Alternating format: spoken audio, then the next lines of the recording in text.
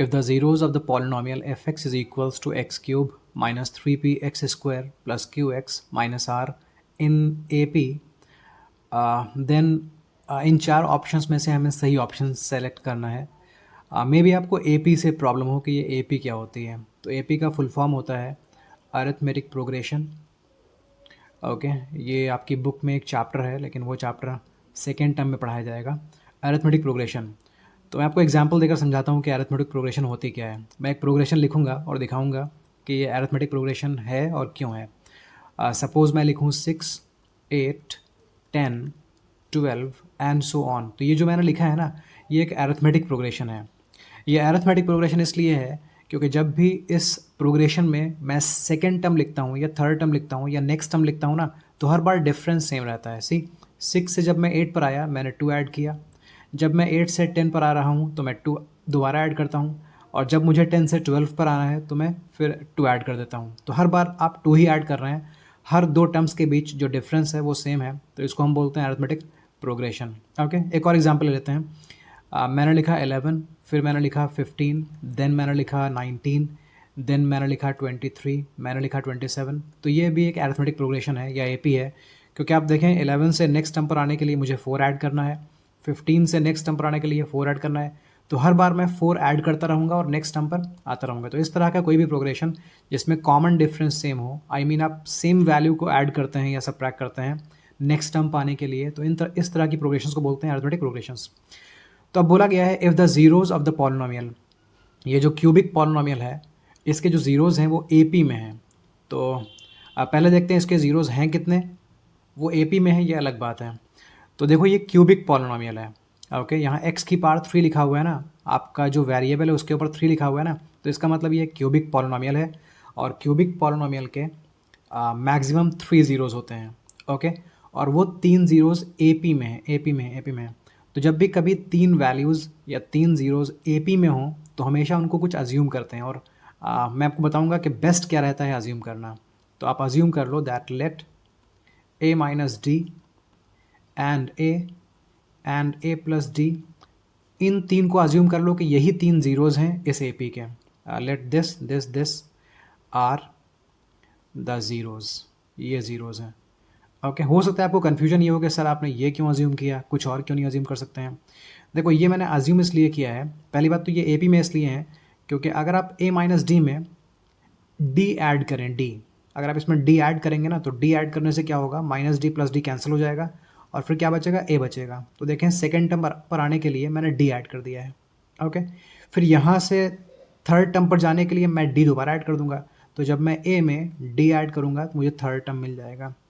Okay, A minus D and A plus D, ये AP में है, ये तो क्लियर हो गया क्योंकि हर बार आप D ऐड करते रहेंगे और आपको नेक्स्ट टर्म मिलता रहेगा।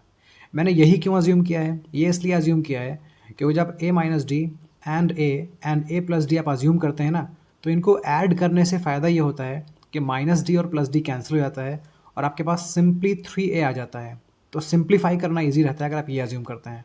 ओके, आप अज्यूम करने को कुछ और भी अज्यूम कर सकते हैं। आप मान लो कि A है first term, second term A plus X है, third term A plus 2x है, तो ये भी AP में है, हर बार x ऐड कर रहे हैं। लेकिन इनके ज़रिए से आपकी प्रॉब्लम ईजी नहीं बनेगी, थोड़ी कॉम्प्लिकेटेड हो जाएगी। तो इस वजह से जब भी आपको 3 ज़ीरोज़ या 3 वैल्यूज़ AP में हैं और उन्हें अज्यूम करना है तो हमेशा ये अज्यूम किया करें, A minus d, then second is A and third है A प्लस डी। चलो आगे बढ़ाते हैं क्वेश्चन को। तो ये 3 ज़ीरोज़ हो गए और ये तीनों AP में भी हैं। अब पूछा गया कि इनमें से क्या सही है, तो आपको पता होना चाहिए क्यूबिक पॉलिनोमियल है, और क्यूबिक पॉलिनोमियल में याद रखें कि जो ज़ीरोज़ का सम होता है, I mean alpha plus beta plus gamma, 3 zeros होते हैं क्यूबिक पॉलिनोमियल के, और उन तीनों का जो सम होता है वो होता है माइनस B अपॉन A। तो ज़ीरोज़ तो अल्फ़ा बीटा गामा जो है ना, अल्फ़ा की वैल्यू A माइनस डी है, बीटा मतलब सेकेंड ज़ीरो ये A है, गामा मतलब थर्ड ज़ीरो ये A प्लस डी है। तो मैं अल्फ़ा बीटा गामा को रिप्लेस करता हूँ इन वैल्यूज़ से। Alpha is A minus D, beta is A, gamma is A plus D. अब माइनस B अपॉन A ये आपको मिलेगा इस पॉलिनोमियल से। ओके, एक्स क्यूब के कोएफिशिएंट को A बोलते हैं, एक्स स्क्वायर के कोएफिशिएंट को B बोलते हैं, एक्स के कोएफिशिएंट को C बोलते हैं, और कांस्टेंट टर्म को D बोलते हैं। तो अगर मैं आपसे पूछूं कि A की वैल्यू क्या है, तो एक्स क्यूब का कोएफिशिएंट मतलब कुछ भी नहीं दिख रहा ना, तो 1 है।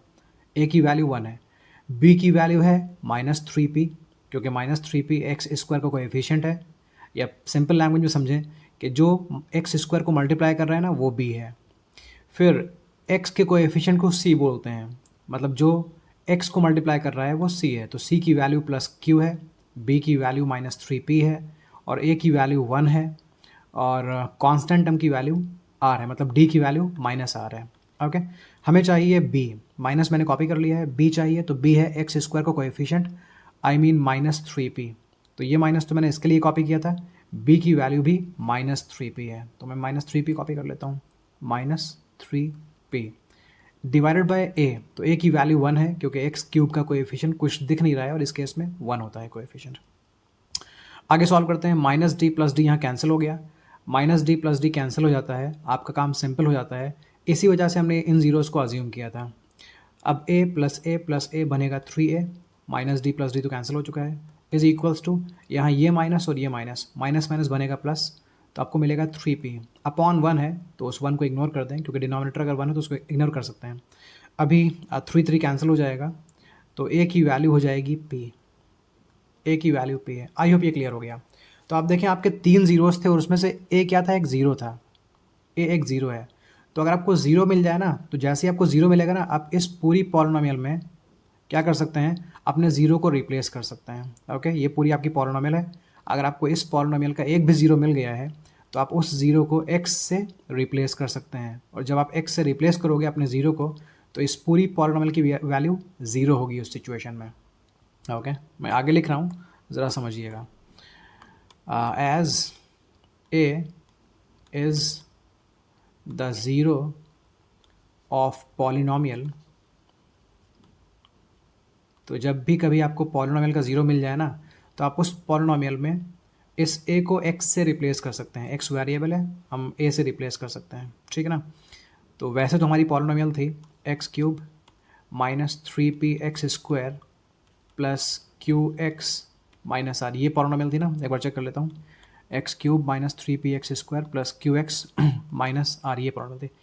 लेकिन इस पॉलिनोमियल में हम x की जगह वो ज़ीरो लिख सकते हैं जो हमने फाइंड किया है, तो हमने फाइंड किया है a, ओके, और a की वैल्यू है p, a की वैल्यू p है, देख लें आप, a की वैल्यू है p, तो मैं x की जगह रिप्लेस करने वाला हूँ p, आई होप प्रॉब्लम नहीं है आपको, x³ की जगह p³ आ जाएगा, -3p x², x की वैल्यू p हो जाएगी p² +q इंटू एक्स को रिप्लेस कर देंगे हम p से, -r, और अगर आपको ज़ीरो मालूम है तो ज़ीरो की वैल्यू, आपका जो ज़ीरो है वो पॉलिनोमियल में पुट करने के बाद जो ये पूरी वैल्यू होती है वो ज़ीरो बन जाती है।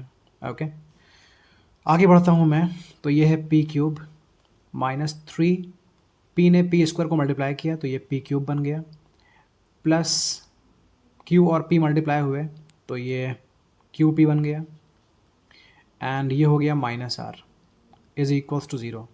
अब p³ -3p³ ये हो जाएगा -2p³, इस -2p³ को अगर आप राइट साइड में भेजोगे ना तो ये बन जाएगा +2p³, तो qp -r, ये मैंने qp कॉपी कर लिया यहाँ पर, ये मैंने -r कॉपी कर लिया यहाँ पर, और इसकी वैल्यू है 2p³, मुझे लगता है कोई ऑप्शन है ये, qp -r is equals to 2p³, qp -r is equals to, okay this option, first option ज़रा देखें, ओके यही ऑप्शन है हमारे पास, देखें एक साइड में हमारे पास 2p³ है और दूसरी तरफ qp -r है, इस qp को आप चाहें तो qp बोलें या pq बोलें, दोनों बातें सेम ही हैं, तो इस वजह से फर्स्ट ऑप्शन सही है। आई होप ये क्लियर है।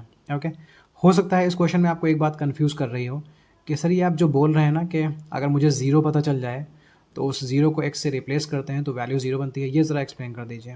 ओके, तो इसको एक्सप्लेन करने के लिए मैं एक सिंपल सी पॉलिनोमियल लेता हूँ। सपोज़ मैं आपको एक प्रॉब्लम दे दूँ कि x-3, इस एक्सप्रेशन को सॉल्व करो, बताओ इस एक्सप्रेशन का ज़ीरो है, तो आप बोलोगे सर इसको सॉल्व करने के लिए मैं कुछ यूँ करूँगा, और x की वैल्यू 3 आ गई, मतलब इस पॉलिनोमियल का जो ज़ीरो है ना वो 3 है। ओके, तो अब मैं आपको बोलूँगा कि अगर ये 3 इस पॉलिनोमियल का ज़ीरो है ना, तो जानते हैं अगर इस पॉलिनोमियल में आप x की जगह ये 3 रखेंगे ना तो आप सॉल्व करने के बाद ज़ीरो पाएंगे, चेक कर लीजिए, x की जगह आप 3 लिखें, 3 - 3 ज़ीरो मिल जाएगा। तो यही चीज़ मैं यहाँ पर कर रहा था, जब मुझे पता चल गया कि इस पॉलिनोमियल का एक ज़ीरो है p, तो मैंने x को रिप्लेस कर दिया p से, x को मैंने रिप्लेस कर दिया p से, और मुझे पता था कि ये सॉल्व करने के बाद मुझे ज़ीरो मिलेगा। This is how I was writing this. I hope सब कुछ क्लियर है। इस सॉल्यूशन के किसी भी पार्ट में अगर कोई प्रॉब्लम है तो please write in the comment section. Thank you.